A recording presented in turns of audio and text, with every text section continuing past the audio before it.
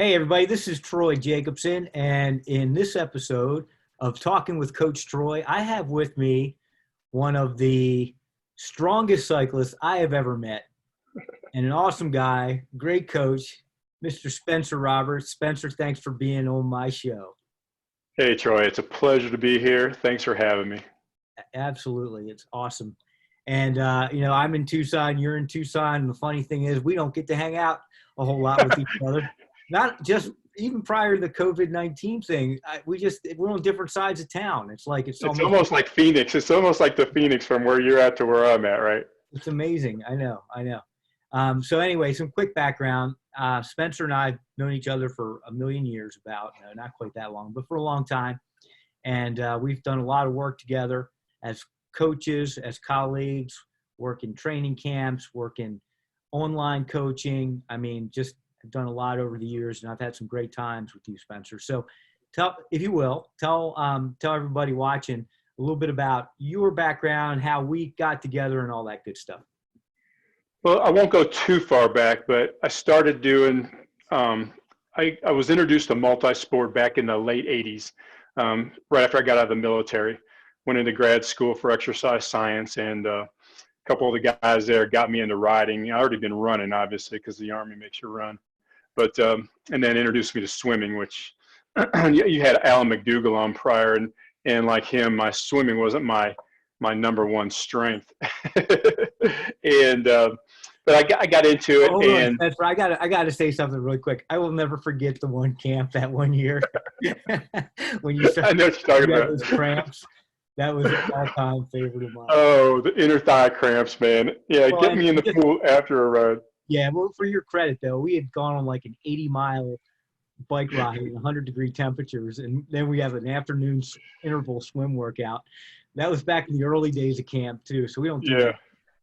Yeah, and I was pulling most of those miles, so it was like, I had done some work, so it wasn't like I just wussed out, but I grabbed that lane line and I was cramping up bad. Right. Well, and just for perspective, like you're pushing probably 300 watts, 280, 300 watts all day long, and everybody sitting in behind you is pushing 100 watts less than you. So but they were enjoying their experience, and that was the key to that. That's true. But, all right, go ahead. I'm sorry for interrupting. But that's okay. Circling back to, so I got into tries in the late 80s and dues, and then I was introduced to I had to do some indoor training because I had a full-time job, and I knew that was probably going to do some good for, even though we were living in Tucson, just some quick quality training. And I found your cycle aerobics video and did cycle aerobics religiously at least twice a week. And then I started getting more competitive, getting a little bit better. And I was really better in duathlon. And that's where I think you were doing the facts, coach by facts. Oh, yeah. Stuff. And I contacted you. Yeah. And you would fax me workouts and I would do them. And got me to the Worlds in '99 in Charlotte in duathlon. And I would just swim like on my own, but mostly I would like to do tries, but duathlon was definitely the redheaded stepchild for triathlon. So it wasn't, anything notorious there, but it was a lot of fun. And then I moved to Phoenix, and you continued to coach me into those the early 2000s. Gotcha. So you were a duathlete back in those days. Go a little bit further back, if you will. I know a little bit more information about you, but you used to be in the military. Tell us a little bit about that, if you can, if you have clearance to, that is. Yeah, I do. I only had a secret clearance. They wouldn't let me have a top secret clearance because a foreign national could have done my job. And of course, foreign nationals can't get top secret clearances, so we're good to go. Once I got my bachelor's degree and I got out in the real world, I didn't know what the hell I wanted to do. I had a bachelor's degree in cultural geography with an emphasis on the Soviet Union. So I knew at that point I wanted to learn Russian, and there was only two options. One was to go to Indiana University for an intensive summer course, and you had to pay them, or you join the Army. They send you to the Defense Language Institute in Monterey, California. You get paid, plus you get a bonus afterwards. So, hey, 4 years of my life, that'll be good. And plus, I always thought I had no real structure in my life, and I won't go into that. But the military gave me a lot of structure and a lot of self-discipline. And and being in Monterey, California, taking Russians 5 days a week, 6 hours a day was just like going to college, except your clothes were all picked out for you. You had to exercise and do some training. So what was not to like? And I spent a year out there, and I still, to this day, I can have a conversation in Russian just because of the immersion that we had.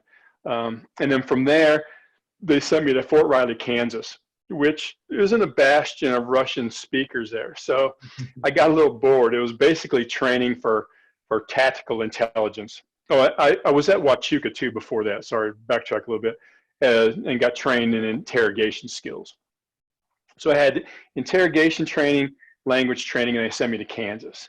So I got a little bored there. So I got into, I got trained as a master fitness trainer at the physical fitness training facility at Fort Ben Harrison in Indianapolis. And that's where I got it, introduced to these exercise physiologists. I said, you can get a job doing stuff like that? And, learning about exercise and science behind that, I thought, that's good stuff.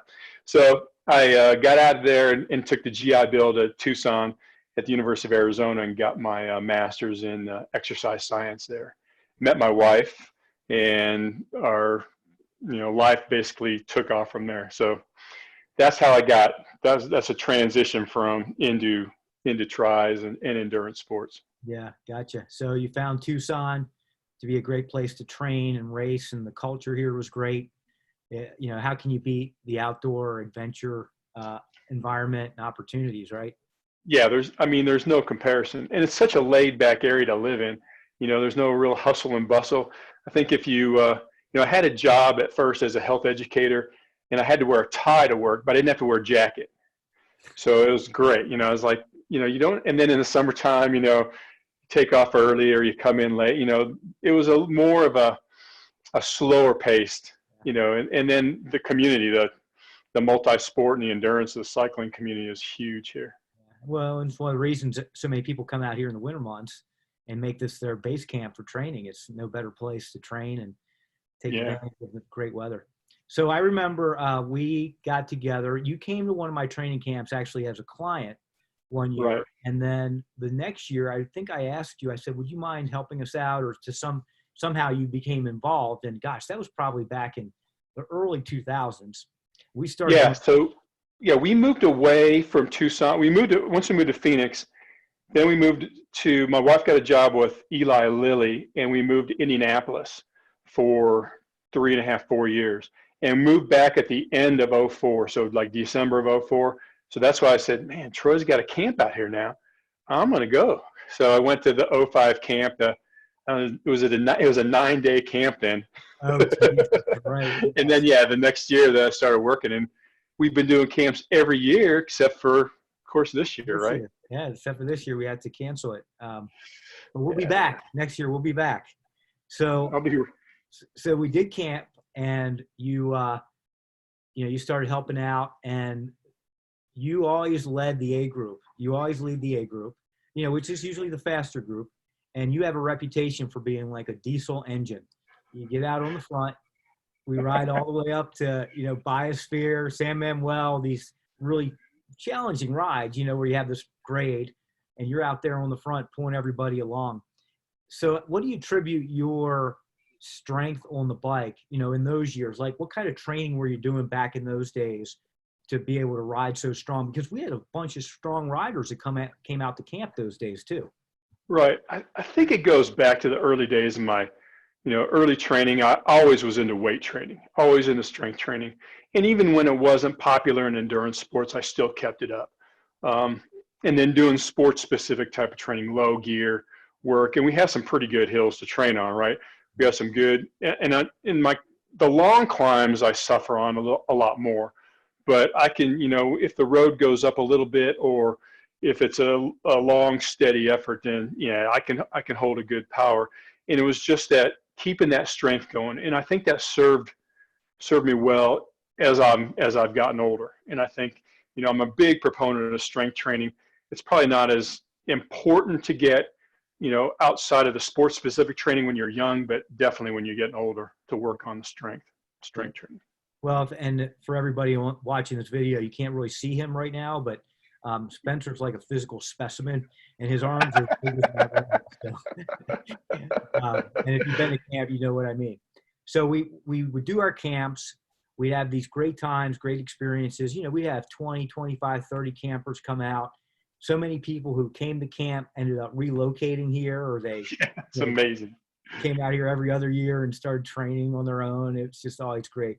But you also were able to start doing presentations for us at camps as well. So you did a lot of talks. And what was your favorite type of talk, would you say? Well, it's got to be power. I Yeah, mean, that's what I was saying. looking, yeah. Yeah, and I've always been like marrying the exercise science with the coaching so you can apply that science has always been a passion of mine.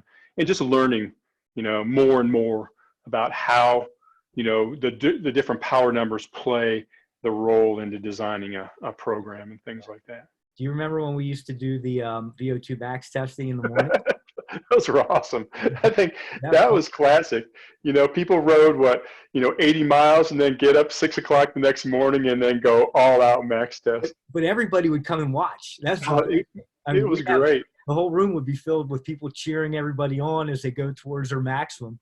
Yeah, you couldn't have had better support for that rider. Yeah, that was awesome. That was a fun time. But we always leverage that data and try to give people the right training zones and give them the tools they needed to be able to train effectively, using heart rate and power.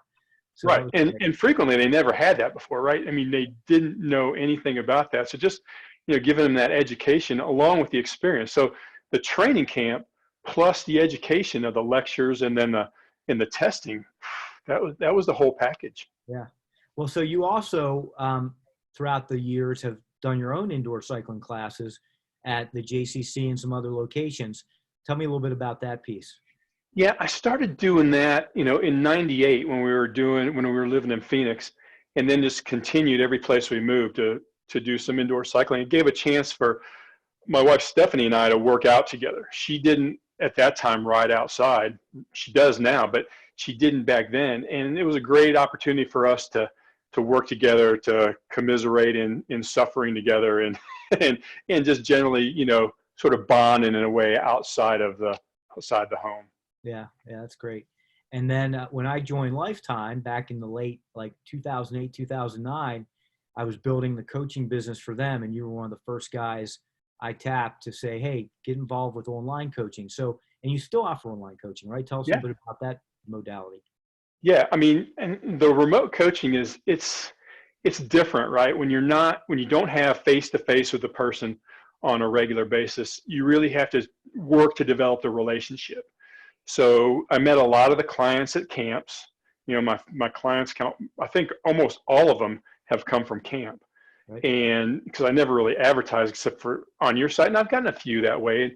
And developing the relationship and then, you know, just listening to what they want and keep that going via email, phone calls, text, and now we've got this great, Zoom and FaceTime and all that kind of stuff to keep in contact.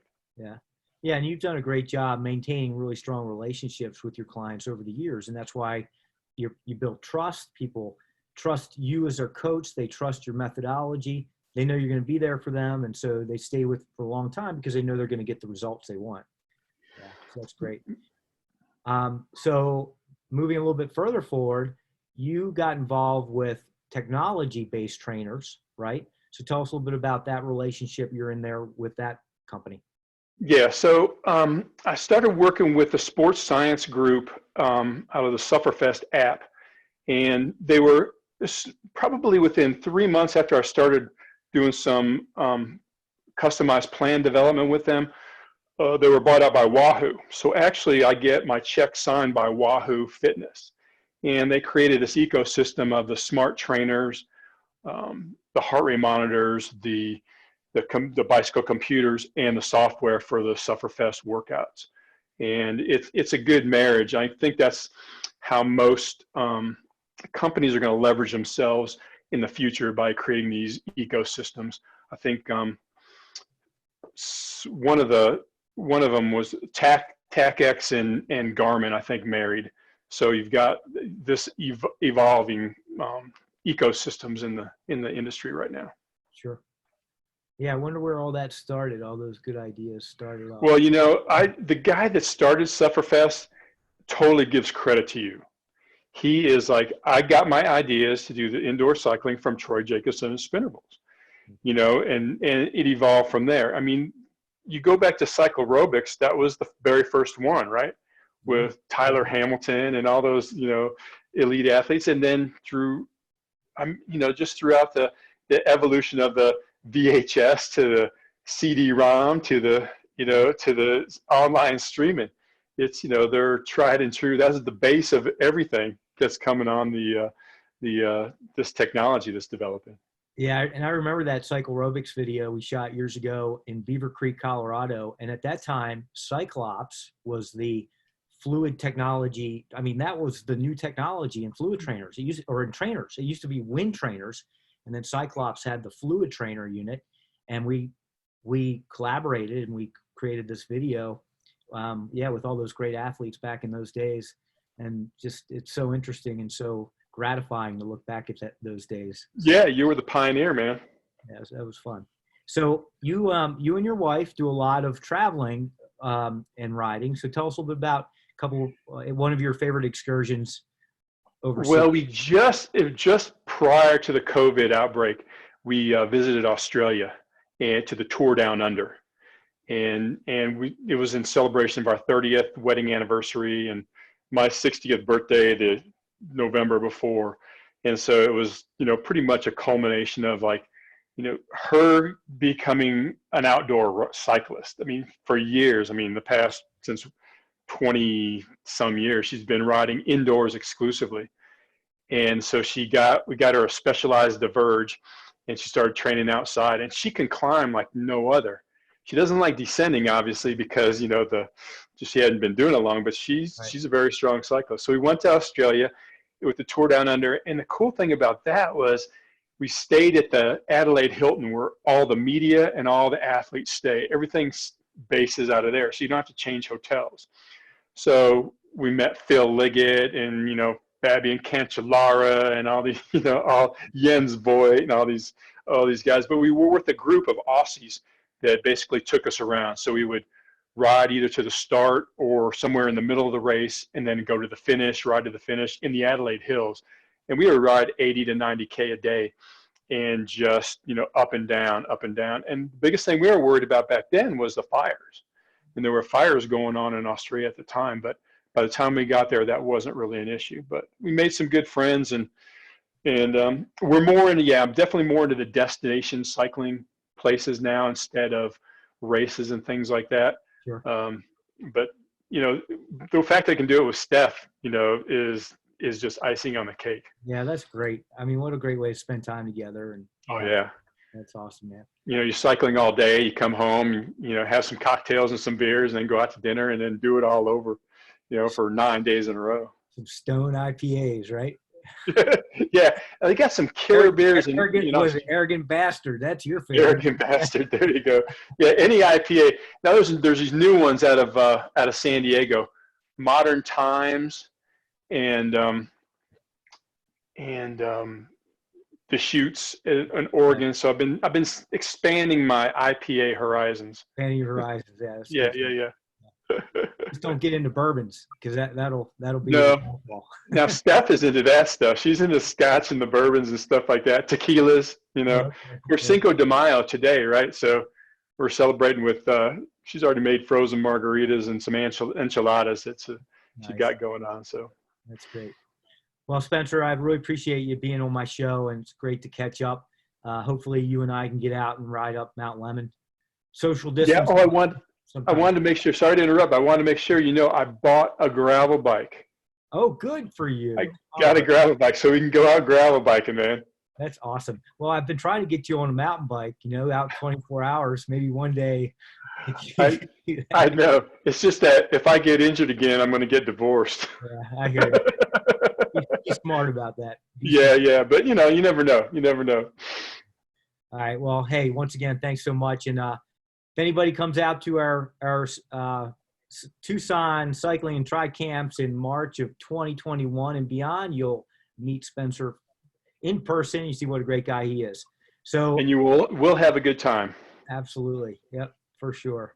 Well, everybody, thank you very much for tuning in to Talking with Coach Troy. It's great to have you here. And until next time, train safe and train smart. Thanks, Troy.